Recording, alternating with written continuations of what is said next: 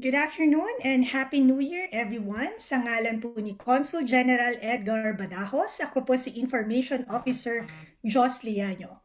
Welcome to our very first Financial Literacy Seminar for 2022 entitled Investment and Tax Briefing, Investment Opportunities, Ease of Doing Business, and Comprehensive Tax Reform Program.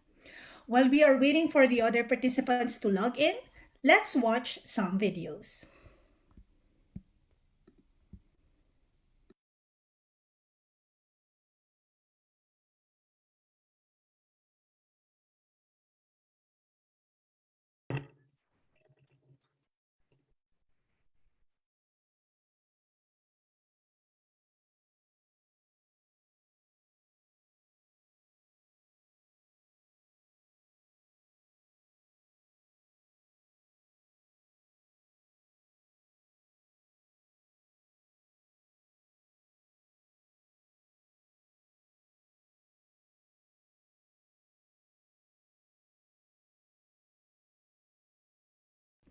Gusto mo ikaw mag-play?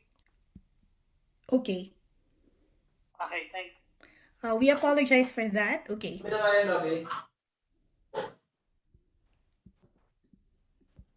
Miss Angel, please start Hello. the videos. Yes, please. Sorry, Please start. sorry.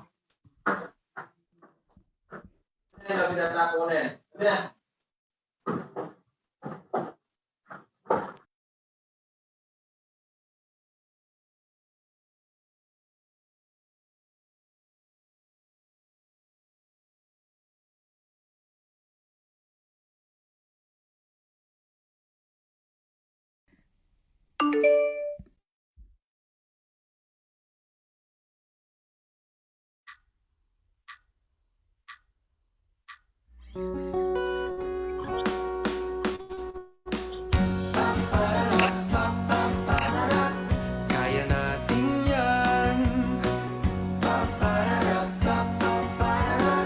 Kaya natin yan. Kung nais umasenso, manap ng trabaho, o di kaya'y subukang magnegosyo. Meeting ng Filipino consulate, Philippine consulate. Kung ano ang mga opportunities sa Pilipinas, tax reform, investment, sa Pilipinas. Trabaho, negosyo, kabuhayan. Kaya natin yan. Walang simulan. Go lang ng go mga kaibigan. Trabaho, negosyo, kabuhayan. Kaya natin yan. Sulong Pilipinas. Go, go, go, kababayan. Kaya natin yan. Kaya natin yan.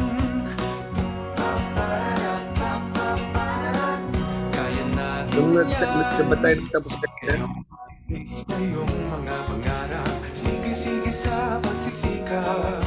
Asenso'y sigurado sa hinaharap. Manalig lang palagi sa sarili. Trabaho, negosyo, kabuhayan. Kaya natin yan. Walang iwanan. Go lang ng mga kaibigan. Trabaho, negosyo, kabuhayan. Kaya natin yan. Sulong Pilipinas. Go, go, go, kababayan. Kaya natin yan. Kaya natin yan.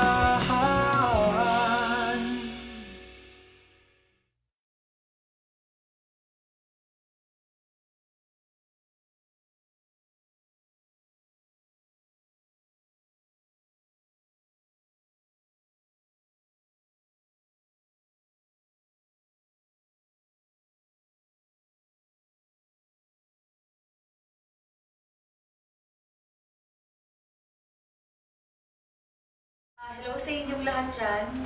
Wishing you all a Merry Christmas and a Happy New Year. Excited ako para sa inyong lahat na ma-meet nyo si Mon sa Washington, D.C., L.A., San Francisco, Dami. Vegas, Honolulu, Hawaii, sa Boston and sa New York. Trust me, pag sinabi kong marami kayong matututunan sa tax whiz, marami talaga. Kasi ako ang dami. And I'm still learning even until now. So, I hope all our kababayans in the U.S. are safe and well. I wish you all an amazing 2022. Yay! See you soon!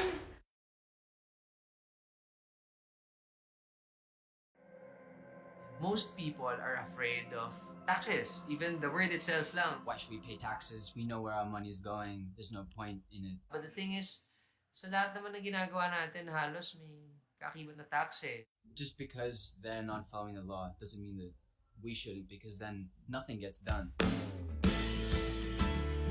ACG wants to help other Young businessmen, young entrepreneurs, make sure their taxes are good, they understand what tax is all about. a fairer playing ground when it comes to business. There's no being ignorant and not knowing about it.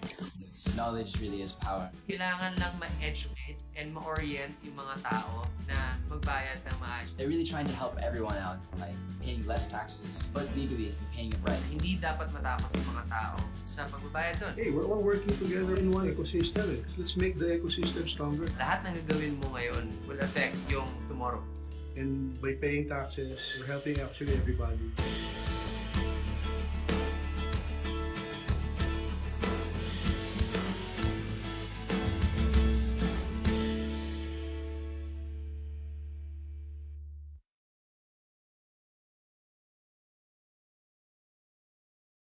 Okay, so once again, good afternoon, and thank you for joining us, although virtually.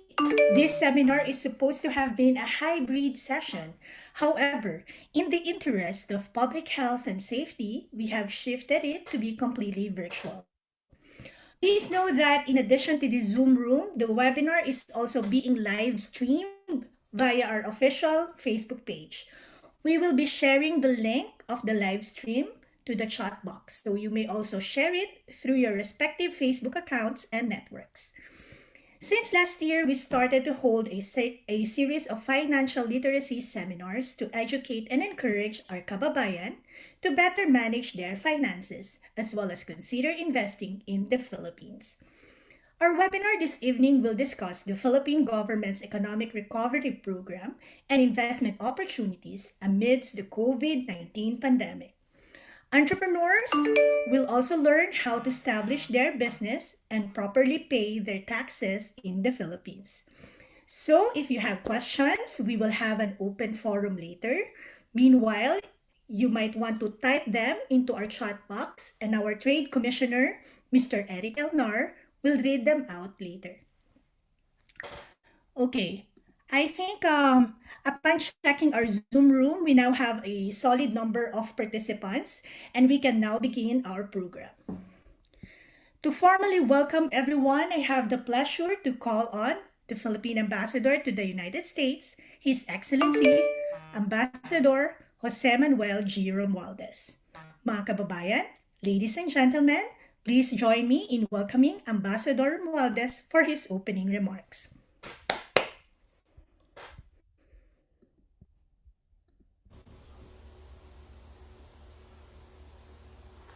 Good evening to our fellow kababayans joining us tonight. Let me first wish all of you a very happy new year. We are gathered today to mark the start of the U.S. Roadshow led by the Asian Consulting Group and the Center for Strategic Reforms of the Philippines in partnership with the Philippine Department of Trade and Industry, the Bureau of Internal Revenue, and the Anti-Red Tape Authority. Leading this roadshow is Mr. Mon Abreu, the Chairman and CEO of the Asian Consulting Group, who is known as the most prominent tax expert and advocate in the Philippines. He co-chairs the Ease of Doing Business on Paying Taxes, a task force led by the Anti-Red Tape Authority. Mon is widely recognized in his field, ranking among the outstanding young persons of the world, as well as the outstanding young men of the Philippines. I hope this roadshow will help you realize your aspirations of being financially stable by guiding you on how to be responsible investors and business owners. Mon will enlighten us on how to navigate the journey of investing and doing business in the Philippines. He will also bring valuable insights and updates on the new Philippine Corporation Tax Code, tax incentives under the CREATE law, ease of doing business, digitalization of government services, and so much more. I look forward to Mon's presentation, and I hope everyone can take advantage of this opportunity and ask every question you might have on investing in the Philippines. Thank you, and may we all have a prosperous and healthy new year. Thank you very much, Ambassador Romualdez, for that very warm welcome. At this juncture, we will be hearing a message from the Secretary of Trade and Industry, the Honorable Ramon M. Lopez.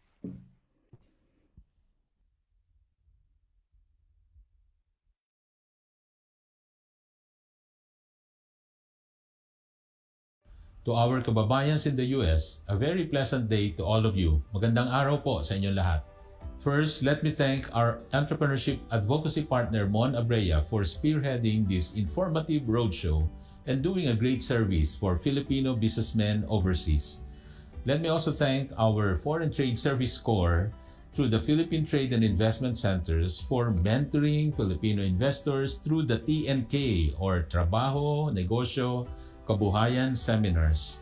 Your work complements our government's efforts to push for major economic reforms to encourage more investments in our country. I am pleased to inform our kababayans that these economic reforms, coupled with our country's strong economic fundamentals, have borne fruit, resulting in a quick recovery of our economy from the effects of the pandemic. Alam niyo po, the Philippines' third quarter GDP growth of 7.1% is the fastest growth in the region. Our 2021 target of 5 to 5.5% is now within striking distance as our GDP garnered an economic rebound of 4.9% already for the first to third quarter. Likewise, our exports and our foreign direct investments have already breached their pre-pandemic levels. Nalagpasan na po, no? Signifying real growth. So, hindi lang siya higher than last year, 2020, but even higher than the pre-pandemic levels. These developments occurred alongside the recovery of our various economic sectors as we move toward the safe and gradual reopening of the economy. Our COVID cases situation has considerably improved with the declining number of COVID cases. Ngayon po, nasa less than 300, 250 to 300 per day. The successful rollout of vaccines and now with boosters and the availability of new treatments, while we continue to implement the minimum public health safety protocols, have made all this possible. As we come close to the end of hopefully the end of the health crisis, we are confident that the Philippines will further stand out as a premium investment destination. We have a large consumer base, a resilient and capable human resource pool. Napakadami po ng mga talents dito sa Pilipinas, as you very well know, na talagang pinupuntahan ng mga foreign investors, and a strong commitment to protect intellectual property and a healthy business environment backed by strong policy support. You know, we continue to make reforms that will even allow and ease the foreign equity restrictions that we have. So in other words, we are opening up many more sectors for foreign equity investments.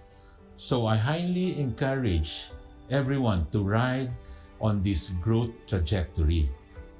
Invest now and make it happen in the Philippines.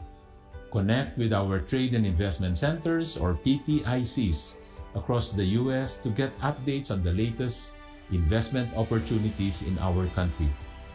The administration of President Rodrigo Roa Duterte is determined to pursue the needed major reforms that will further strengthen the country's economic foundation in line with market-based principles, ease in doing business, and performance-based support. In other words, magbibigay tayo ng mga incentives sa mga eligible projects. We will give incentives to eligible activities and projects. As we do so, we will create more jobs and employment for the Filipino people, which will give them a better and more comfortable quality of life. Maraming salamat po at maligayang Pasko sa inyong lahat. Merry Christmas, everyone!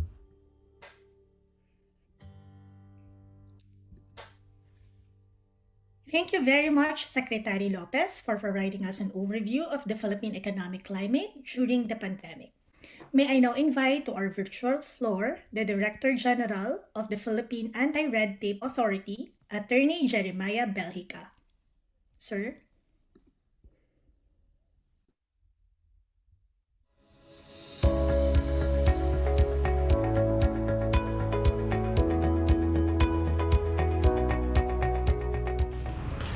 To all of our kababayans abroad, good day. I hope that everyone is well and safe. It is indeed a pleasure for me to bring good news regarding the state of doing business in our country. In the latest World Bank Doing Business Survey, the Philippines have seen an increase or an improvement in its ranking when it leapfrogged from a rank of 124 to a rank of 95.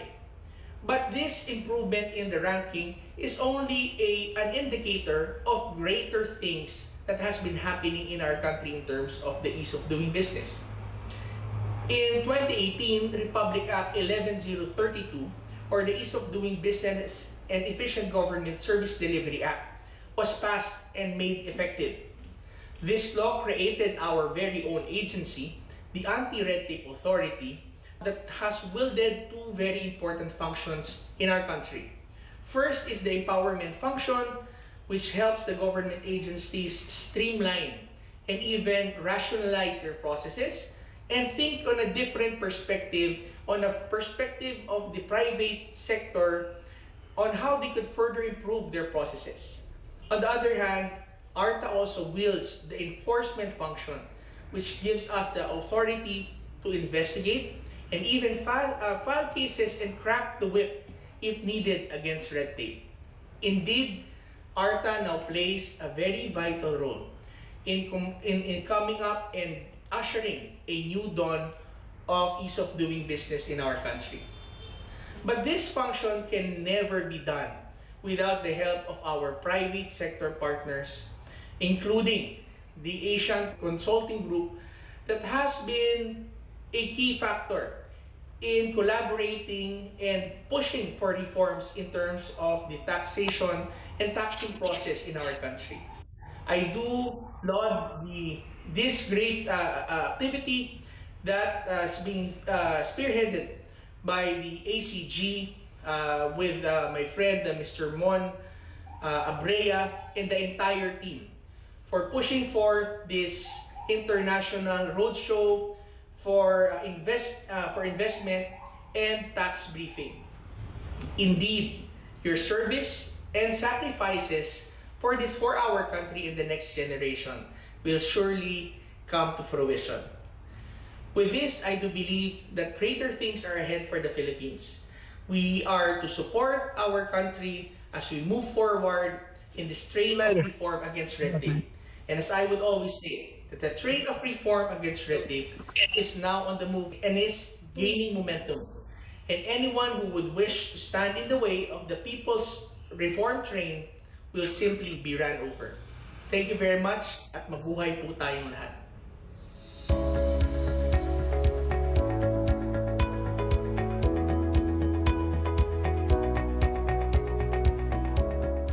Okay, so truly it is now easier to conduct business in the Philippines since our government has already streamlined various procedures. Thank you for that comprehensive information, Attorney Belhica. Moving on with our program, please join me in welcoming Deputy Consul General Ambrosio Brian F. Enciso III to deliver the message of Consul General Edgar B. Badajos. Thank you, Joss. Philippine Ambassador to the U.S., His Excellency Jose Manuel G. Romualdez, Secretary of Trade and Industry, the Honorable Ramon Lopez, Director General of the Anti-Red Tape Authority, Attorney Jeremiah Belhica, colleagues in government, friends and kababayan from the Filipino-American community, ladies and gentlemen, Happy New Year and good evening from Los Angeles and good morning there in the Philippines. On behalf of Consul General Edgar B. Badajos, I would like to convey my heartfelt appreciation to everyone for joining us tonight. Although we had to move the event online, I am glad that you still came out in force for our first financial literacy seminar entitled Investment and Tax Briefing, Investment Opportunities, Ease of Doing Business, and Comprehensive Tax Reform Program. We likewise thank our esteemed speakers for generously sharing their time and knowledge to our kababayan here on the US West Coast. We particularly appreciate the warm welcome of Ambassador Romualdez to our online participants. We also acknowledge the discussion of Secretary Lopez for giving us an overview of the country's economic climate and the government's efforts towards economic recovery as we continue to grapple with the impacts of the COVID-19 pandemic. This seminar is indeed a good start for 2022 as we learn how we could better manage our finances. If you are thinking about how you could exponentially grow your money, we strongly urge you to consider investing in the Philippines. The country remains an ideal investment destination despite the modification of business and in order to comply with health protocols. In fact, as mentioned, Philippine GDP boasted a growth of more than 7% in the third quarter of 2021, a testament to the effect of the Philippine government's policies and mechanisms to ease the conduct of business in the country, as earlier discussed by Attorney Belhica. Case in point, the government enacted the Corporate Recovery and Tax Incentives for Enterprises, or CREATE Act, in April 2021. Notably, it is the largest fiscal stimulus for businesses in our country's recent history. It is estimated to provide enterprises more than ₱1 trillion worth of tax relief over the next 10 years. Our main speaker, Chair and CEO of Asian Consulting Group, Mr. Mon Abrea, will provide a more comprehensive discussion on the topic. With all the information that has been laid down so far, I hope that you have already been enticed to invest in the Philippines. Your investment will generate employment for our kababayan back home and spur economic activity. For our part, the Consulate General, in partnership with the Philippine Trade and Investment Center in LA, led by our Trade Commissioner, Mr. Eric Elnar, will continue to strengthen our economic diplomacy activities under the policy direction of Consul General Badajos. In closing, I reiterate my appreciation to our participants, to our speakers, and to the team of Mr. Mon Abrea for being with us tonight. Muli, maraming salamat po. Manigong bagong taon at mabuhay kayong lahat. Maraming salamat po. Thank you so much, DCG Ambo and Ciso. Before I call on our next speaker, may I remind our participants to type their questions, comments, or reactions into the chat box. And now for the main event. To discuss with us the Investment and Comprehensive Tax Reform Program of the Philippines, it is my honor and pleasure to invite to the floor our featured speaker for tonight, the Chair and CEO of Asian Consulting Group, Mr. Mon Abrea. Let's give him a virtual clap. To all our kababayans here in the United States, especially dito po sa Los Angeles, magandang gabi po. It is indeed an honor to join you tonight. And to all Filipinos who are watching in our live stream, and everyone who will be able to watch the replay, Happy New Year, and I hope everyone will stay safe and healthy all throughout the year. I know it has been a challenging year last year, and it may continue to be challenging, but if we help each other, pray for one another, especially for our country, I think we will be able to go through this with all our dreams and ambitions intact. So before I share with you some economic data, which has already been mentioned by our secretary, I would first would like to say thank you to our Philippine ambassador to the United States, Ambassador Babe Romualdez, to Trade Secretary Mon Lopez, Director General Jeremiah Belhica, and of course to Deputy Consul General Ambo for joining us tonight as well. And special thanks to our PTIC Trade Commissioner Eric Elnar for making this possible. You know, at this point, we have been overwhelmed and bombarded with a lot of information. Unfortunately, there are also fake news, and there are a lot of stories and bad experiences, not just of our overseas Filipinos, but all over the world and in the Philippines of those being scammed or being misled by information available in the internet and in the social media.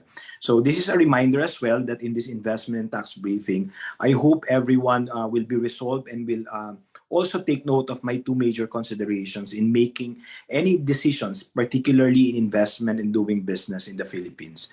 First, before we scan and evaluate the risk assessment of any investment option, we have to reassess and know our risk appetite. Tayo po ba yung investor na aggressive or risk averse? Are we a type of investor that will go long term or short term? Tayo po ba yung makakatulog kahit na nagka-crash ang stock market or nagkakaroon ng mga lockdown sa iba't ibang bahagi ng mundo? So you're the only one who can assess that or who can tell that, because what is the point of earning millions of pesos, whether in or in dollars, if it will cost you your mental health or your family's safety or security? So I guess the risk appetite is very important. Na assess muna natin ang sarili natin and don't just jump into or join the bandwagon. Not because there are a lot of success stories on doing this kind of business in this industry, investing in this type of stocks in the stock market or bonds or in the cryptocurrency, that we will just jump into it without preparing. So the second major consideration, let's be prepared. Preparedness, readiness. Regardless of age, you may be seasoned already, more experienced than I do, but it's a constant reminder to do due diligence. And whatever I'll be sharing tonight, I hope you will also verify it before you make your final decision. So with that, let me share with you my presentation tonight, which I hope will encourage you or guide you to really do, a more responsible investment and business decisions, hopefully in the Philippines. So let me begin with the economic overview. You know, I always say that numbers don't lie, but we need to still verify it, talk to experts, verify with our government authorities, and at the same time, those who are in those industries. So let me share with you a bit of information that will give us an overview of the Philippine economy. The Philippine economy grew by 7.1%. Yes, next slide. Ayan, import po kasi ang ating slide direct from the Philippines. May delay. So the Philippine economy grew by 7.1% year on year in the third quarter. This is up from negative 11.6% in the same period last year, which is the first year of the pandemic. And as mentioned by Secretary Lopez, this is among the highest third quarter growths in the ASEAN and East Asian region. This is not to say that there were no losses, that there were no businesses that shut down. But mainly these are small businesses which resulted as well to job losses. But at the same time, the economy remained stable because a lot of our large corporations were able to pivot and continue their operations. In fact, while observing the health protocols, our people back in the Philippines, including myself, we continued to work and businesses continued to operate. Of course, with the health protocols or new restrictions, and as we all say, the new normal. On the production side, the industry sector expanded by 7.9%, while the services sector grew by 8.2%. In contrast, agriculture slightly declined by 1.7%. On the expenditure side, growth was primarily driven by household consumption, which grew by 7.1% and accounted for 5.2 percentage points of overall GDP growth. This strong rebound points to improving consumer confidence. Government expenditure returned to a positive growth trend at 13.6%, reversing its contraction in the previous quarter. Moreover, as we can see, the total investments increased by 22%, driven by public and private construction that grew by 55.3% and 12.2% respectively. Our external trade grew as well. Exports grew by 9%, while imports grew by 13.2%. The high growth of imports reflects the strong recovery of consumption and its investment spending. The moderate growth of exports reflects both the global recovery as well as global logistics issues. With a strong third quarter and overall performance in 2021, we are on track to reach the high end of our 4 to 5% growth target for 2021. Year to date is currently at 4.9% growth. With adequate supply of vaccine doses, the government is further accelerating the vaccination program. And as I mentioned earlier, numbers don't lie. Economies around the world, different research groups gave increased their growth forecast for the Philippines, which in a way, this investment ratings give us a better position in terms of getting foreign direct investments. So we have economies around the world that gave and improved our growth forecast for the Philippines, and it is even supported by ADB Philippine country manager. Next slide, please. Kelly Bird, when he noted that the Philippine economy has shown impressive resilience. So if you can notice, the economists raised 2021 growth forecast for Philippines. Goldman Sachs from 3% to 4.9%. S&P Global from 4.3% to 5%, and 4 to 5.5% from Pantheon Macroeconomics, and so on and so forth.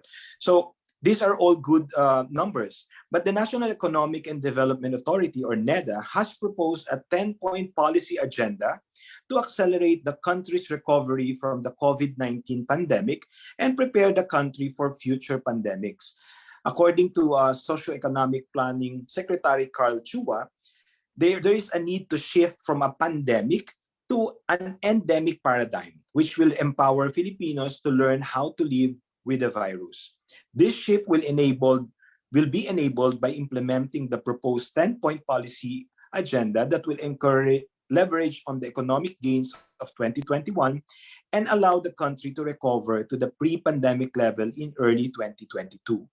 The 10-point policy agenda as presented covers metrics, vaccination, healthcare capacity, economy and mobility, schooling, domestic travel, international travel, digital transformation, pandemic flexibility bill, and the medium-term preparation for pandemic resilience. Secretary Chua emphasized that in order to facilitate a shift to an endemic mindset, the government needs to change the primary metrics used for decision-making, which is also being publicized and shared in social media. Instead of the total cases and deaths, Secretary Chua said metrics should focus on the total severe or critical cases and the case fatality ratio and the total vaccinated. He also proposes the removal of most restrictions and requirements except for vaccination card and a single QR code for contact tracing for fully vaccinated domestic travelers. In addition, the NEDA chief proposed to relax quarantine requirements and establish internationally accepted documents for international travel, and more initiatives on digital transformation, pandemic flexibility, and medium-term planning to prepare the country for future pandemics better. This includes spending bills to improve telecommunication services, a pandemic flexibility bill to complement the Philippine Disaster Risk Reduction and Management Act, and the development of a pandemic playbook, as he calls it, to take stock of lessons learned. Sabi nga dati, hindi naman natin naiintindihan. But now we know more about the virus, we have to implement these policies to accelerate and sustain our growth and recovery. So while there are a lot of apprehensions or doubts among us because of the ongoing pandemic, it is also important to be less emotional and be more objective when it comes to when it comes to investment and business decisions. So the next question now, after knowing more or less, we got a sense of the Philippine performance of the Philippine economy. The question now is, where do we put our money? Is it the right time to do business now or invest? With the uncertainties brought by this virus, with the change, or with how do I call it, new variants coming one after the other, is it not scary? Will I not lose money? Well, let us recall what I mentioned earlier regarding the two major considerations. Whether you will lose money or not, I think it's part of the risk that we have to take when we decide to invest or do business. But rather than joining the bandwagon, let us be more objective, less emotional, and reassess our risk appetite. Can we take more risk or invest in a high-risk investment instrument or situation like during the pandemic?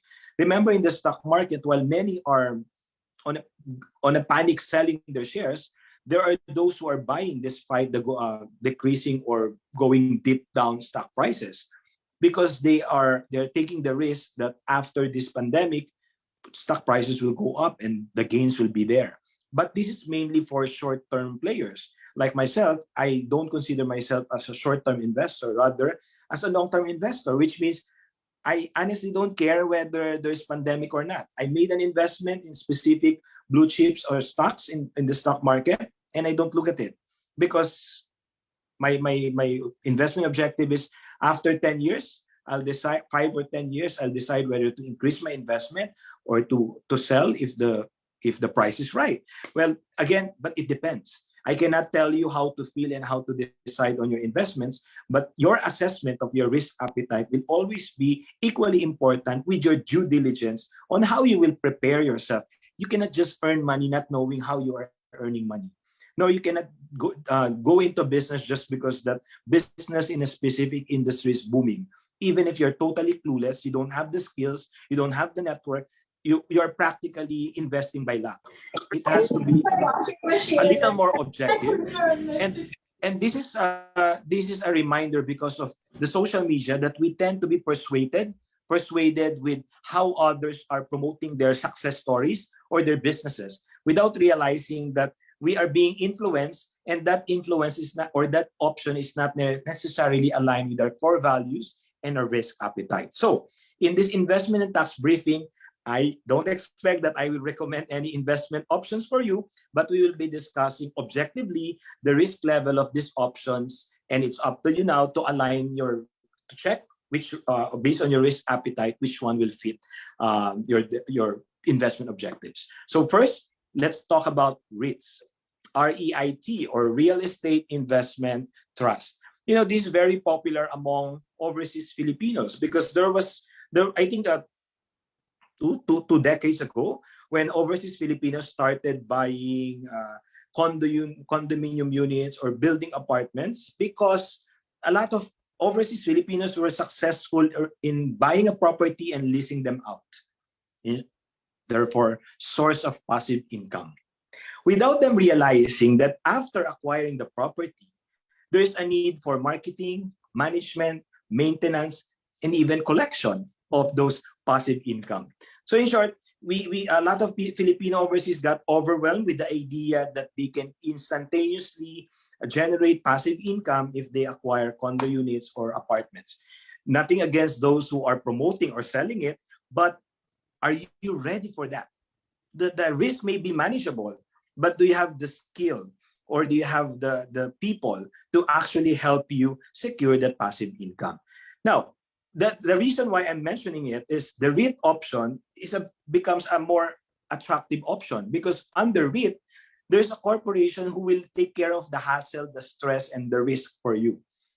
It is cheaper because you don't need to acquire or purchase the condo or the apartment. You will only be purchasing shares of the REIT company. It is stress-free because you don't need to manage it, to market it, or to deal with the maintenance of the property. But instead, you will be getting dividends from the retained earnings or accumulated earnings of the REIT corporation. And the best part, it is tax exempt. 2 things. When you transfer let's say you acquired a lot of condo units and apartment, then 10 years after, you realize, what do I do with them? There's so many properties being leased through Airbnb, bookings.com. I don't know what to do with all these properties. Do I just give it to my children or to my family? No, you can actually sell it to REIT corporations, and the sale will be VAT exempted as well. So that is part of the benefits of this REIT option. And as I mentioned earlier, if you invest in REITs, overseas Filipinos get tax exemption for dividends. Magkano po ba yung final tax na pinag-uusapan natin? That's 20%. Imagine you will be exempted from the 20% final tax on dividends from whatever you will generate from this REIT investment. Again, I am not recommending it specifically to each one of you. I'm saying it's an option. Probably a better option than simply acquiring all those properties at ending hindi mo naman lahat abutan yung turnover kasi nawala ka na rin sa budget or sa cash flow management mo, that after 5 years, it will already be beyond your available cash to sustain all those investments. So other than REIT, of course, we have the traditional stocks and bonds investment. But the thing is, people get either confused or they just ignore the difference or the reality that there is a specific risk appetite that will allow you to comfortably sleep at night despite the fact that you made investment in the stock market or you purchase bonds. Academically, stocks is as simple as ownership of shares, or you buy shares, you become part owner of a corporation. In short, you also assume some of the risk. In short, the returns are not secured or fixed. Unlike sa bonds, you are actually the creditor. So you get fixed return, but it will not go as high as possible earnings on stocks. But it will not also go down because it's a fixed return or payment of interest.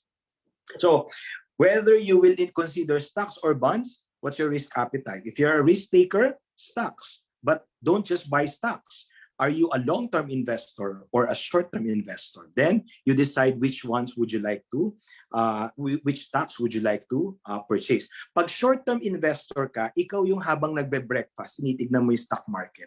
Habang nasa CR, chinecheck mo yung stock market. Habang traffic, chinecheck mo yung stock market. Kahit anong ginagawa mo, chinecheck mo yung stock market. Habang nagro-rosaryo ka, lagot ka kay Lord, chinecheck mo yung stock market. Because you are a short-term player. Ano ibig sabihin nun? The moment na na-reach mo yung target gains mo, sell right away. But of course, you can also do it online. Like I have accounts sa U-Trade, sa BBI Trade, and sa Call Financial. You can actually put a price, a desired price, wherein automatically your shares will be sold if that price is, or if there's somebody who's willing to buy it at that price. So you don't need to really look at it every now and then. Lalo na naman doon sa mga nag-aalaga ng kanilang mga anak, habang nagpapadedit, sinecheck yung stocks. Short-term ang tawag sa'yo. So in short, hindi ka naman pala short-term player. Why are you looking at the stock market? That's my point. Because you're just copying what everybody's doing. Just to show off that you are investing in the stock market. My golly. If you do that, it means you have intention to sell it at any point in time. Otherwise, don't bother look at it. Like in my case, as a long-term investor, I either would want to increase my share in that company. Diba? Mali mo naman i-take over ko yung company na yun 10 years from now. I mean, it depends on your investment objectives. Now, when it comes to bonds, it means you're risk averse. Hindi ka ganun, you don't want too much returns, but you want security. You want a fixed return.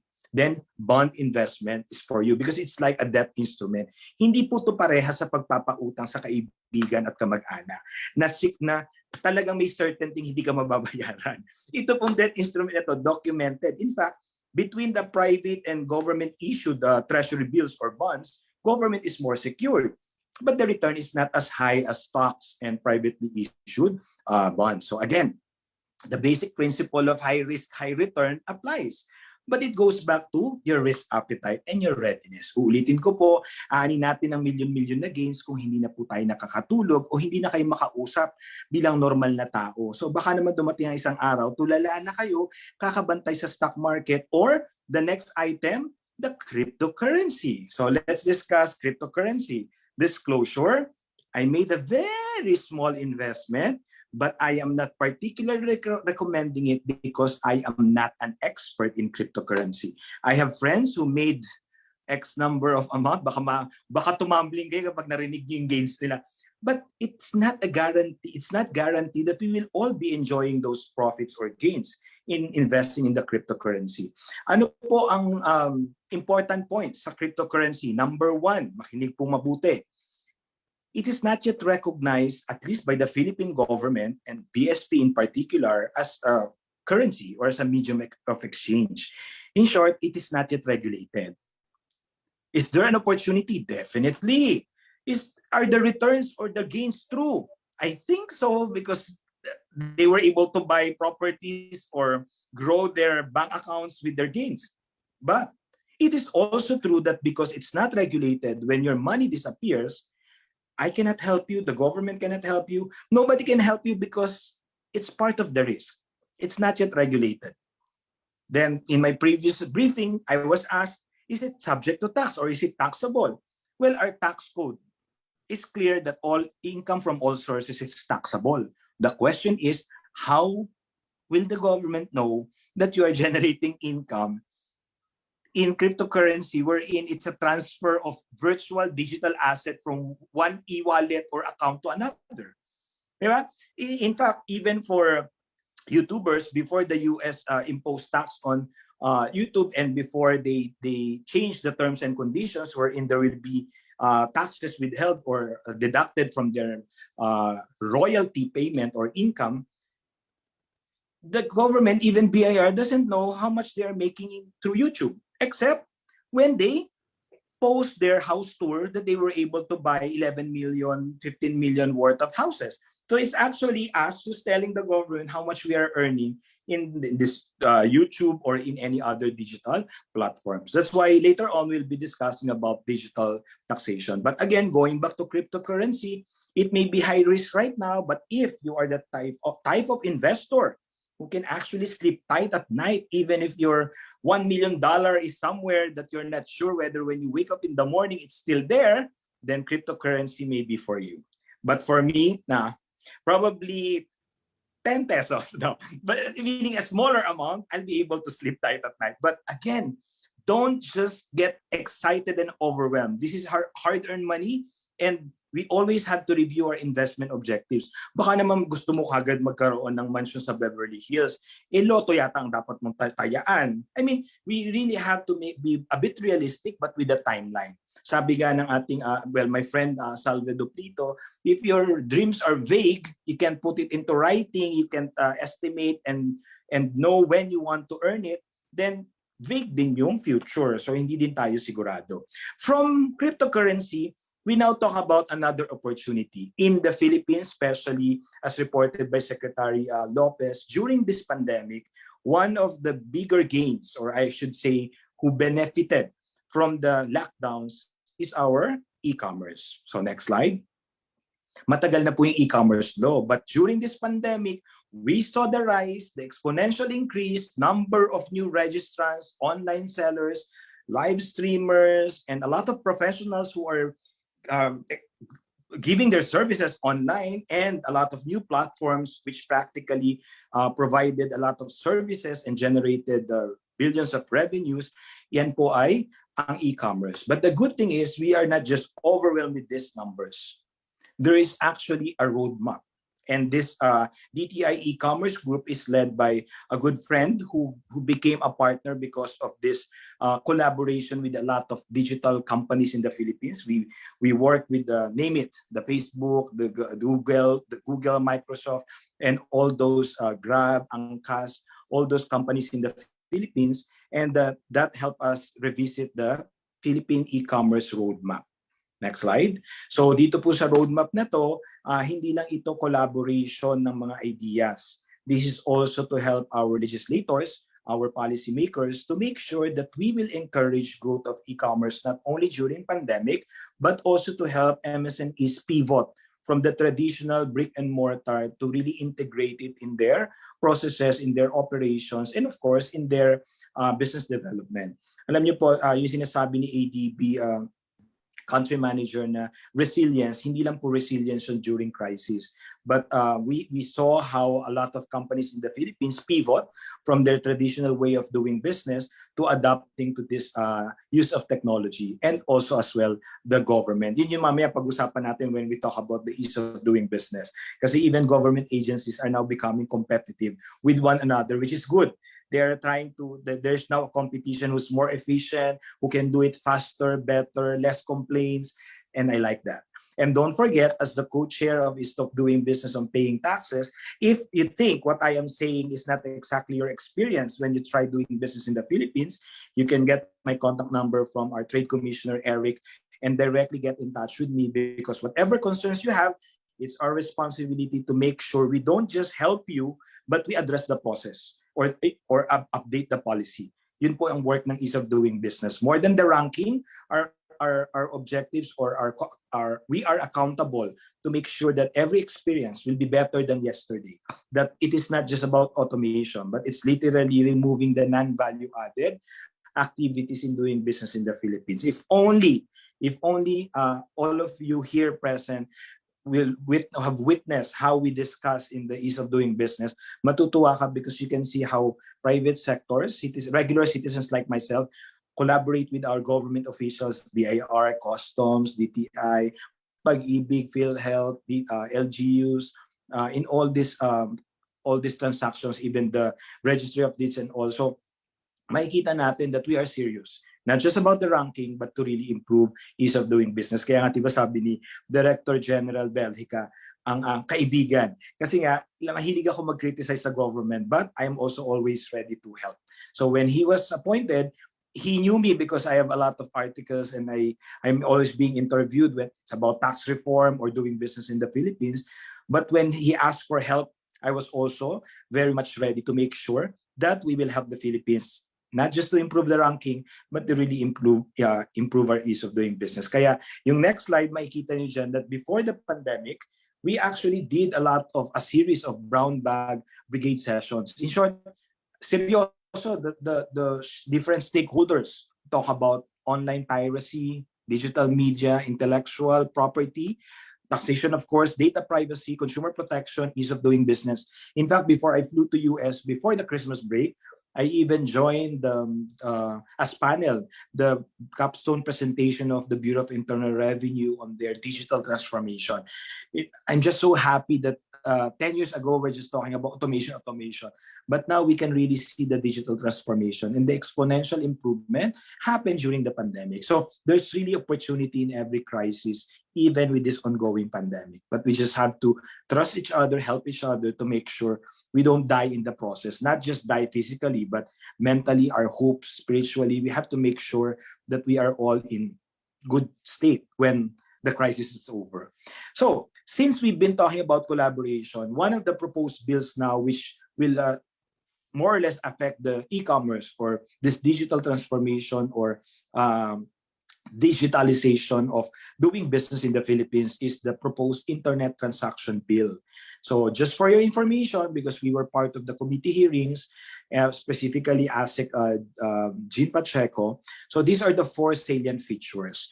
I don't want to overload or overwhelm you with information, but I'm just too excited to share all these things, and that you also monitor it once it's implemented. And if it's not implemented properly, again, let me know, because that's our job, to make sure everything is implemented properly to benefit us citizens or PhilAms here in the US or wherever in the world.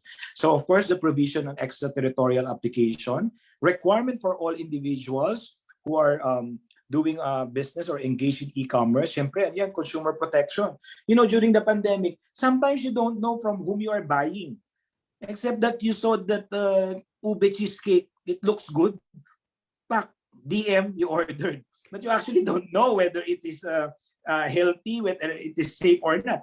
You were just enticed to buy it. So here we are, this part of the bill is actually mandating the registration, diba? To make sure that hindi yan fly by night or you won't experience being ghosted. Ba? Mahirap yan, yung ghosting, diba? Then, imposition of solidarity liability. You know, there are different digital platforms. And I was talking to my friend in New York. We're both based in Manila. So siya lang masabi na we met in New York. I was telling her, you know, you cannot just rely on how much you earn as a professional. That's also my case. We have to start investing in this quote-unquote other investment options, not just the stocks and bonds, also cryptocurrency or this REIT and all. Then she said, naku Mon, alam mo naman, wala akong masyadong alam dyan sa mga platforms na yan. Then I told her, that's why you have to start with small amount. That's the only way you can learn. You cannot learn it by just attending webinars or briefings like this. So I'm telling you guys, how many are we? For the all 35 of us who are here, it doesn't mean you are attending and you're listening to me now that there will be a magic or a miracle that tomorrow you're ready. So we really have to do our homework. Remember, other than assessing our risk appetite, readiness or preparedness, we have to do our due diligence and make sure we are ready. You know, being rich also requires a lot of responsibility. No, we cannot just be rich tomorrow when we are unprepared. The Lord will not grant us that. The Lord needs to know that we are ready. So yun ang una nating assignment. Let's all be ready so that all the money will flow in, di ba? So the imposition of solidarity liability is to make sure that all these digital platforms will also be solidarily liable, na hindi pwedeng magkaroon ng transaction na hindi legit, na hindi pwedeng scam. Diba? Kasi, like for instance, sa Facebook, pag nag-DM kayo, kayong dalawa lang magkausap eh. Wala naman ibang may alam eh. Tapos nagkita kayo, tapos mali yung binigay, tapos hindi mo na-refund. How can the government protect you? It's practically a personal transaction, not a business transaction. So it's part of the bill. The platforms that will be used in all this business transaction will also have liability. And of course, having a designated bureau na talagang will make sure that the e-commerce will continue to grow. Kasi nga yun yung part ng roadmap. Hindi pwedeng nag-rely lang tayo sa pandemic, then we became complacent. It has to be a continuous growth. Then, going back to the ease of doing business, next slide. Even during the pandemic, we launched this central business portal. Alam nyo po, gusto ko lang pong ipagyabang ng todo-todo. Now you can just go to the central business portal and you're automatically registered to all government agencies na before we have to travel, take a bus or drive our car from SSS, Pag-ibig, PhilHealth, BIR, SEC. Now there's just one portal. And hopefully, with the continuous collaboration and digitalization, that even the LGUs, the barangay will be integrated. Remember, there's a local government code, meaning a separate authority given or granted to local government units or yung mga munisipyo o city hall. But again, before it's impossible, but now we are seeing the realization of it. And of course, ang SEC hindi rin nagpatalo. They have their one sec. Aside from registration, dati, di ba, if you have a business in the Philippines, yung bulto-bultong papel, patatataka mo, pare-receive mo sa SEC. Same with BIR. Now everything is online. And of course, managing a tax firm, we know that for a fact because we do a lot of assistance for the companies that we assist. And now it's just uploading it. Everything is online. Kaya yung sinabi ni Secretary Belhica kanina na from 124 to 95 ay hindi po biro yun. Totoong tumaas ang ating ranking. And I take pride that I am part of the Ease of Doing Business Task Force as the most, kumbaga sa klase, as the noisiest in class, criticizing bureaucracy in government, corruption in government, being entrusted a position to represent the private sector and all of you. So again, if you have concerns, if you think I misled you or I did not give you accurate information based on your experience, do let me know. I won't be offended because that's part of our job to make sure that if you invest and do business in the Philippines, that you will really have a better experience compared before. So dati po, minsan isang taon inaabot bago makapag-register ng business. Next slide. Ngayon, in a week time, you're done. So pag hindi po nangyari yan, message nyo po ulit ako. Parang lahat kayo may message nyo ako after this. No, kidding aside, my point is, it's not just marketing. It's really our commitment being part of the task force to make sure that the ranking is not just ranking, but it's really a better experience for all our business owners and investors in the Philippines. So now I have to zero into the taxation of digital economy. Kasi nga, yan yung latest ngayon eh. You know, just this week, I published an article in the Philippines, the Philippine Daily Inquirer. Taxation of the digital economy is real and here to stay. So yung mga nagsasabi na hindi pa tayo mahuhuli, hindi pa tayo tinataksyan, well, it's coming because it's there. So aside from staying COVID-free, we have to be ready to make sure that we will not be paying unnecessary taxes, penalties, and compromises. So ano ang point natin dito? There is a proposed digital economy taxation bill again in Congress. So kanina online transaction, di ba? Ngayon digital economy taxation. Sa tatlo na yan, hulaan nyo alin dyan ang kinukontra ko. Ako po talagang kontrabida sa mga legislators natin. You know, I just saw a comment from AB Tan. Hindi po ako lawyer, AB Tan. Opo. Kung nanonood po kayo ng Senate hearing, iba-iba lang po ang tinatawag sa akin doon, pero hindi po ako abogado. Mon Abre lang po. So going back, sa digital economy taxation, ang pinopropose is to impose 12% VAT on subscriptions sa Spotify, sa Netflix, sa whatever online transactions. Why am I opposing it or why am I not supporting it? I really have apprehension because OECD has already this proposal na kay Facebook ka, kay Amazon ka, or Airbnb, Bookings.com, wherever you are operating digitally, pag nag-generate ka ng revenue, let's say in the Philippines, you will be required to pay a global minimum corporate tax. I think that is better because that is a tax collected from the tech firms, from Facebook, from Amazon. Kasi itong 12% VAT, ang kokolektahan mo dyan, hindi si Facebook, hindi si Amazon, hindi si Spotify. Kami mga subscribers. Kasi idadagdag lang yung 12% VAT. So that's why I actually I'm recommending na i-postpone muna yan because we have to include cryptocurrency, blockchain technology, and all this digitalization. Hindi pwedeng magpapasa ng digital economy taxation pero phase 1 lang. Dapat i-cover natin lahat para talagang makakolekta tayo from the tech giants. Diba? Kasi ang lalaki ng billions of dollars are earned. Pero dahil may issue ng territorial, nasan ba siya? Diba? So now it's already been discussed. Hindi mahalaga kung saan siya nakaregister. But if there are income generated from specific countries, then the proposal is those countries should have a share from the income generated by this tech giants. So that I support, rather than simply imposing 12% VAT. Then, and this is based on the principles of digital taxation, na dapat simple, hindi komplikado, hindi dagdag lang or hindi clear kung sino nagbayad o paano binayaran. Next slide. And dapat neutral siya, hindi pwedeng nangolekta lang yung gobyerno pero ang kinolektahan mo yung subscribers, yung consumers, hindi yung company or yung tech companies. Again, this has been a long ongoing discussion. I remember attending a international tax conference in Busan, para-paraan lang para pumunta ng Busan. So the discussion is exactly like that. And you know, it's funny because in Hong Kong, their definition, no, I won't say definition, their gauge of digital e-commerce or digitalization is when there's a machine or a software doon yung parang yung para sa mga internet. Di ba alam na naman natin ngayon na with everything online, you don't need to see all those hardwares. Everything is online, cloud, etc.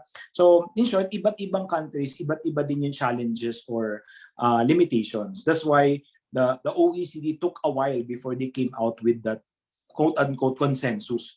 So I think the Philippine government, and since DOF already said and NEDA that they would like to learn from the experience or benchmark from South Korea and Australia, I think they will also follow it because both countries will also enjoin by the proposal of OECD. So I think global minimum corporate tax is better than simply imposing 12% VAT. Now, ang tanong, pwede ka bang mag-isa? Diba? Can you do it all by yourself? Dati, lagi natin sinasabi, corporations are only for the rich, from the influentials, and those who will have at least 5 investors. That is the traditional way of incorporating a company. Now, under the revised corporation code, next slide, you don't need that anymore. You can actually register a corporation all by yourself. Just me and myself. Mon Abrea Corporation, yes, pwede na po yun. Instead na INC, ang makikita nyo na pong ginagamit ngayon, OPC. So pag nakita ka ng, we've registered a lot of OPC for a lot of individuals, including some personalities in the Philippines. Why? Because the taxes are lower for corporation. I'll discuss that a little later. So under the revised corporation code, wala na po yung 50 years na limited life for the corporation. So ngayon, perpetual na. Then, wala na din kailangan na 5 incorporators. Kahit ikaw lang, pwede na without minimum capitalization. So you can incorporate already a business under OPC or one-person corporation with minimum capital. What is minimum? It's up to you. You want 5,000, then you can already start and register a corporation. But to me, now I will preempt myself. The type or form of business depends on not your capital, but on your projected revenues or profit. Why? Because the corporation code, at least under the CREATE law, from 30%, it's now lowered to 20% and 25%.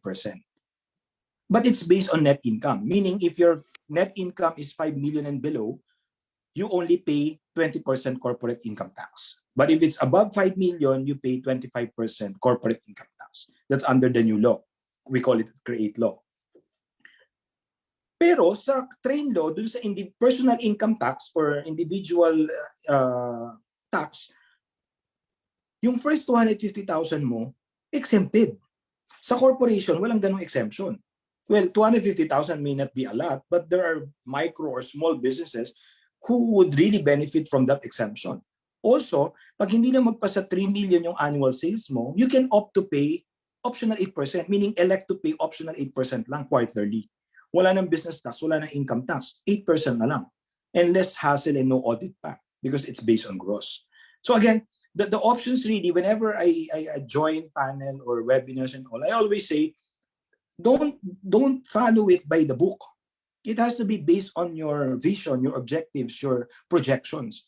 Kung tingin mo yung company mo in first year pa lang, magkakaroon na ng 100 million sales, then I think corporation na yung dapat mong start. But if you think it will take you 3 years before you start generating revenues, then you can register first as sole proprietor and avail of that lower or tax exemption. But either way, sole proprietor or one-person corporation, you can avail of the barangay micro business enterprise, which is an income tax exemption as long as your total assets do not exceed 3 million pesos. See, people are afraid of taxes, but in reality, if you try to really understand them and put them on the table, malalaman mo how you can manage and navigate it without violating any law. Okay, so since I've mentioned so much already about these tax exemptions, we now go to comprehensive tax reform. Yes, Eric noted on that. So, comprehensive tax reform, ang dami nating nabalitaan. Of course, you're following it through social media, di ba? Let me briefly give you an idea on what exactly it means to you. So, sa train law, it's actually the revision of the graduated income tax for individuals. See, package 1B, this is particularly for those with inheritance or properties left in the Philippines. The estate tax amnesty has been extended to 2023. I'll pick it up again later. Then yung package 2 plus, syntax yan, yung mga mahilig alcohol, sigarilyo, times 3 na ang halaga ng mga yan kasi nga may excise tax na dinagdag. Then the create law, which is the reduction of the corporate income tax and the fiscal incentive rationalization, yan yung create law. And the two other pending is the real property valuation and the passive income. If you're a stock investor, 0.6% ang tax nyo ngayon, 0.6%. It's a final tax. Pag pumasok tong FIFITA na to, they're proposing it down to 1% to 0. Mag-prepare na kayo mag-invest sa stock market, sa Philippine stock market. Pag pumasok, magiging 0 yung tax, diba? Again, that's really encouraging everyone to invest in the stock market. But again, go back to assessment of your risk appetite and your readiness. Kasi di ba, kung di mo naintindihan, baka naman kumita ka, atakihin ka pa sa puso kasi di mo naintindihan bakit ka kumita ng ganong kalaki. Okay? And of course, package 0, because I don't want it to be past digital taxation. I want it to be reconsidered. Okay? So next slide. Going to the tax incentive. So whether BOI or PEZA, it's not true. It's a fake news na tinanggal yung mga incentives. The fiscal incentive rationalization simply put things in order and make it more measurable. So incentives for critical exporters in domestic enterprises are still there. Income tax holidays 4 to 7 years and 5% special corporate income tax and enhanced deductions for 10 years. Pag sinabing enhanced deduction, yung dinadagdagan yung deductible amount. So let's say plus 100% of the actual value. Then additional 2 years dun sa mga nag-register or nag-move doon sa mga may conflict or major disasters. Then, kapag umalis ka ng NCR, ganun talaga, diba? Para mabawasan ng tao sa NCR. So, businesses who will relocate to countryside will also be given additional 3 years income tax holiday, diba? Good news. So, again, there are a lot of incentives and exemptions available to you only if you try to ask the right questions and really know your options. Now, for the tax relief and tax reform, let me just highlight that under the CREATE law, nagbigay siya hindi lang ng tax reform provision, meaning hindi lang permanent amendment of the tax code. Naglagay din siya ng tax relief measure, ibig sabihin temporary relief measures just to help companies bounce back or recover. So if you're paying minimum corporate income tax rate from 2%, it's down to 1% until June 30, 2023. Then if you are a non-VAT registered company, from 3% percentage tax, it's now down to 1%. And the VAT exemption acquisitions. So in short, that's one way of letting the government allow you to enjoy or use your cash flow and reduce your tax burden at least until June 30, 2023. And as I've mentioned earlier, under the CREATE law, the rate is down from 30% to 20% kapag small business ka or 5 million and below lang ang net income mo. Pagka higher than 5 million, you pay 25% instead. Okay, and I think this is the most interesting part for you guys. So be ready your questions. The next one is the estate tax. As I have mentioned, from 20% graduated estate tax rates, it's now down to 6%. And waive lahat ng interest at penalties and the valuation time of debt. So if you have inheritance or properties left in the Philippines, this is the perfect opportunity because the estate tax amnesty is extended until June 14, 2023. Take note, 2023. After nyan, yung hindi mo nabayaran before 2018, pak, may 20% surcharge, 25% surcharge, 20% may interest. Kasi under old tax code. Tapos yung estate tax rate hanggang 20%. But under this estate tax amnesty, 6% na lang yung rate from 20%, waive lahat ng interest at penalties at ang valuation time of debt pa rin. Diba? That's actually the most generous tax amnesty given to by the Philippine government. And all these discussions to me is part of what we call in aid of legislation. We don't just talk and criticize the government. Whatever inputs we will get from you, we always include it in our discussion with our legislators. And I published this, I think, before New Year, wherein I am proposing to lift the bank secrecy law. You know, those who benefit from the bank secrecy law are those with guilty of graft and corruption or with ill-gotten wealth. For us regular Filipinos or those who are really earning our income in good faith or in good legally, I don't think there's a need for us to be afraid because it's not like opening our bank account anytime. Only if there is suspicion of fraud. Again, globally, tatlong bansa na lang ang mahigpit ang bank secrecy law. I don't think we want to be part of that, North Korea and Lebanon. So there's really a need to relax the bank secrecy law so that we can promote accountability and transparency. And the rest of the tax reform in progress, next slide, we want to, I'm proposing a flat 10%, so flat 10%, so that a lot of businesses will really lessen their burden and their compliance costs in paying their taxes, just 10%. No more, no less, wala nang iba pang babayaran. And mandatory audit instead of every year, every 3 years, except for government contractors. And this, I'll be including it in our social media content because I've been asked, I think other than email, the TIN number should be required in opening a social media account para mawala yung mga trolls. Diba? And the people will have accountability bago sila mambash that they are actually a responsible citizen and taxpayer. Then mandatory registration as included in the online transaction bill and the ease of paying taxes, not just automation, but really appropriating budget for the digital transformation of the Bureau of Internal Revenue and lifting of bank secrecy and general tax amnesty. So ano po yung benefit ng general tax amnesty? Whatever you forgot to pay, you can pay anytime with lesser rate. So if you have companies in the Philippines or you know somebody who are experiencing a lot of problems with taxes or BIR, I am happy to share with you that we have a free annual tax health check. Just use the QR code or follow us in social media and you will get to answer like 8 to 10 questions and that will allow us to give you a free consultation. So you don't have to worry about payment. That's part of our advocacy and hopefully this is in one way of really encouraging doing business and paying the right taxes in the Philippines. You can continue to connect with us. You can follow us on social media, LinkedIn and Facebook and Instagram.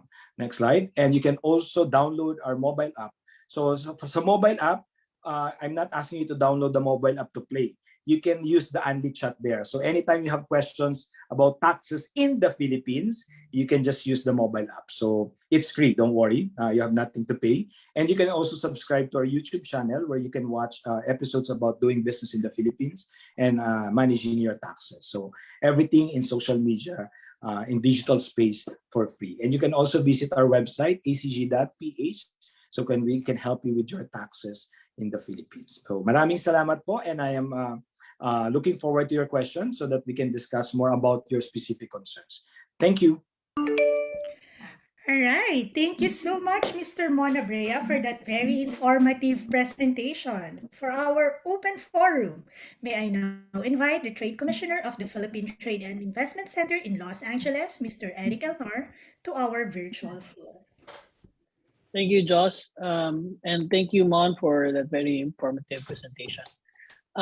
Before we go to the open forum, can we request the participants to open their cameras, if possible, so that we could take a group photo? Para daw to sa tax exemption, guys. Go!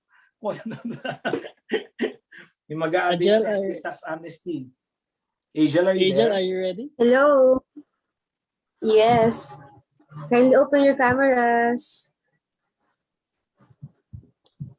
So we have 2 pages for this. So first page.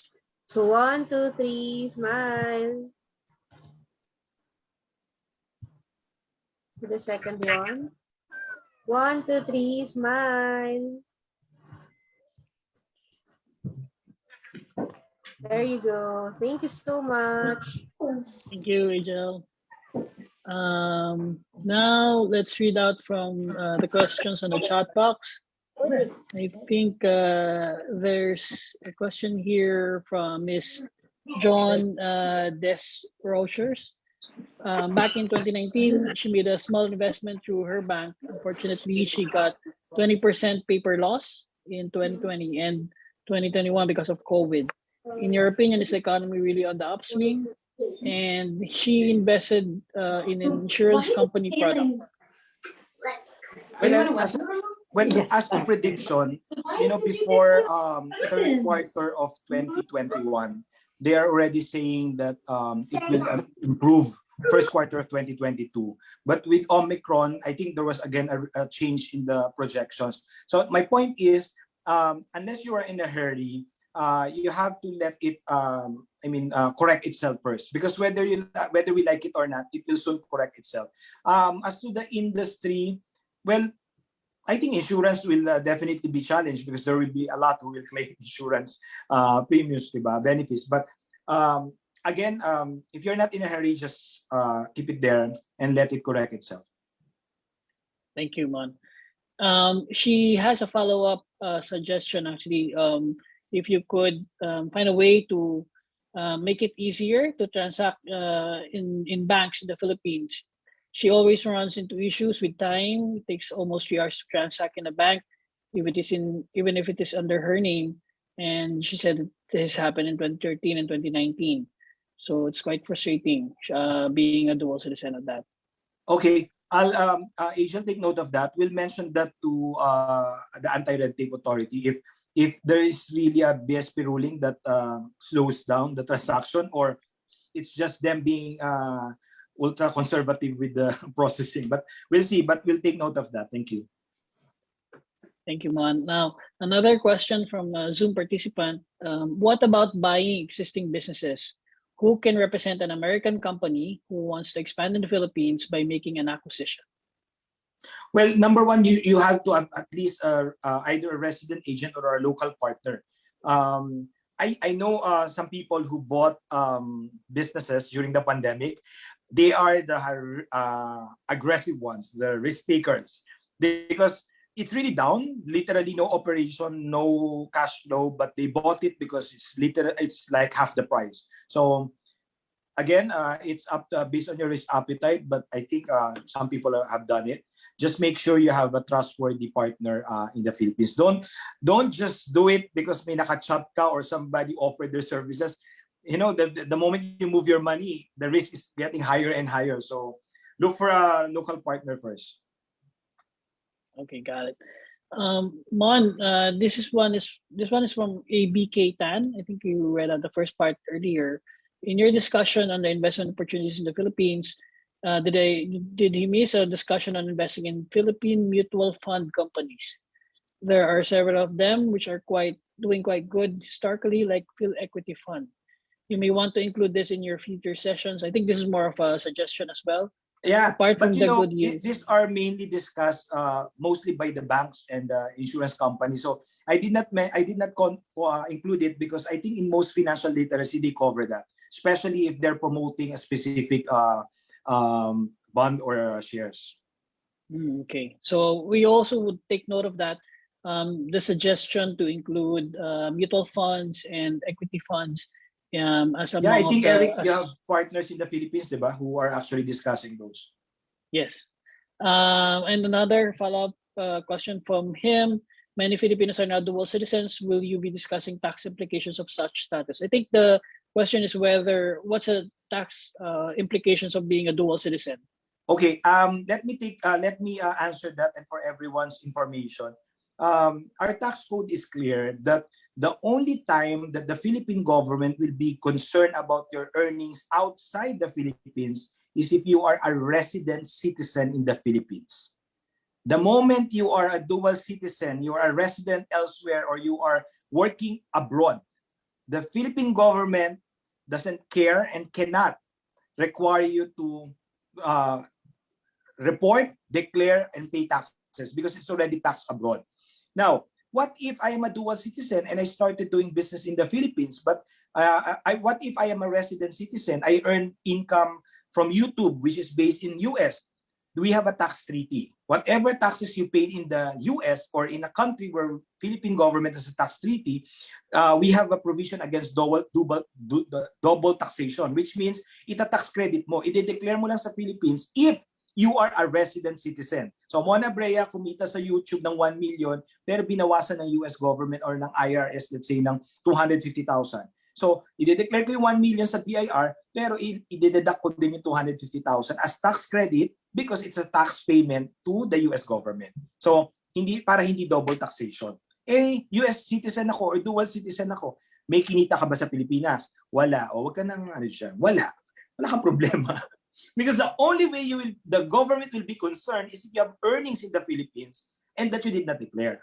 So, magbi-business ako, I suggest do not put it under your name. Or if it is a corporation, you can have shares. Kasi pag shares naman, walang problema eh. Pero pagka sole proprietor, halimbawa si Eric Elnar, meron siyang sinimulang business under his name, pero nandito siya sa Los Angeles, he will be obliged or required or mandated by Philippine taxation law to file and pay in the Philippines. Bakit? Kasi nag-generate siya ng income sa business under his name in the Philippines. Otherwise, wala kayo dapat problemahin. Is that clear? Kasi even si Ambassador minention yan, sabi ko, Ambassador, tuwing na lang roadshow ko, tinatanong yan. Ulit-ulit na tayo. So again, we would like to clarify, you have nothing to worry, whether you're dual or not. The tax code is not on your citizenship, but on your residency. So pag hindi ka resident ng Pilipinas, whatever you earn, kahit sa Pluto or Mars, it doesn't matter. Pero pagka resident ka ng Pilipinas, like the case of Senator Pacquiao, because you're a resident citizen, you're required, even your winnings from Las Vegas. Okay? Thank you, Mon. I think that would clarify things among the dual citizens and among the Filipino Americans, and also lessen the hesitancy in getting dual citizenship, because some are hesitant to get dual citizenship because of the tax implications or the perceived tax implications. Now, there is a question here. If they're going to get a copy of your presentation, do we have your permission to send maybe a PDF copy to all registered participants? Sure. Yeah. Yes. And our session today is being live streamed on Facebook. You could always go back to the recording of this session at your convenient time. Now, a question from Fred Docdosil. Actually, it's more of a comment. He would also like to receive a copy, and he thanks Mon for the informative talk. And thank you as well to Mabuhay Credit Union for supporting this briefing. Salamat, Fred. Another question from Zoom participant. Can they get your contact details, like your email address? Yes, Eric, you can share it with them. Yes. So not my personal number. Personal number ko ba? May email. Email address.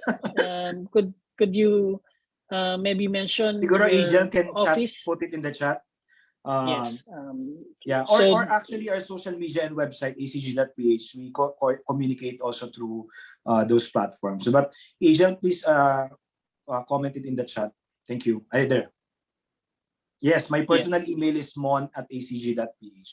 Again, Eric, I would like to take this opportunity. If for some reason what I have presented is not exactly what you have experienced, we won't be offended. Please let us know, and as well your recommendation, so that we can work it out with the ease of doing business. We're not here to just market the Philippines. We want to really work with you and make sure that you will have a better experience in investing and doing business in the Philippines. But don't forget due diligence, guys. There are a lot of people who talk a lot like me, but are not even sincere and will not help you. So make sure lang na especially with Eric, you always consult or check with Eric, your trade commissioner, because definitely, especially during pandemic, a lot of people would like to make gains or generate income. So hopefully not to compromise our relationships and our integrity. Okay. I think one last comment from Mr. Josh Andowit. He just wishes to and hopes that opening businesses in the Philippines will be more seamless and less bureaucratic. He said that they opened restaurants and they were inundated with procedures that are so time consuming due to bureaucracy. I think that's one of your advocacies, Mon, right? Yeah, I hope you can also tell me which city you have registered, because the ARTA is nationwide, but the LGU that we work closely is Quezon City. So I hope it's not Quezon City. Otherwise, I will call the Mayor Joy now. That's not good. That's not good. We'll get Mr. Josh Andowit connected with you. So I think with that, we've covered most of the questions on the chat board, and we've actually spent a lot of time. But again, as Ms. John Desroches just now mentions, very excellent presentation, a lot of information, and we appreciate you spending time with us and sharing your knowledge, your expertise. Being like our Deputy Consul General from the Ateneo, a man for others. Thank you very much again, Mon, for conducting this session with us. Joss, I think you may have the final word. And sabi ni Joan, I went to DLSU. I went to San Beda.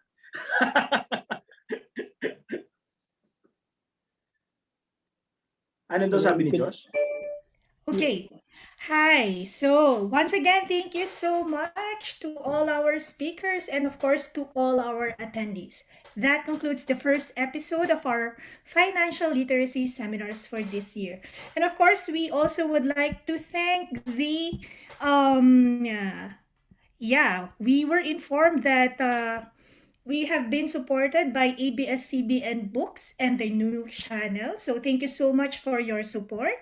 And to our participants, please keep on, sharing our invitations and announcements regarding our future events, whether they be in person or virtual. We will be posting them on our official Facebook page and website. So please follow our social media accounts. Again, thank you very much. And to our online participants who have logged in from all over the United States Southwest, muli magandang gabi at isang manigong bagong taon po sa ating lahat. Thank you. Bye-bye. Thank you. Salamat. Stay safe, everyone. Thank you. Bye-bye. Thanks, Eric. Thanks, Josh. maraming salamat.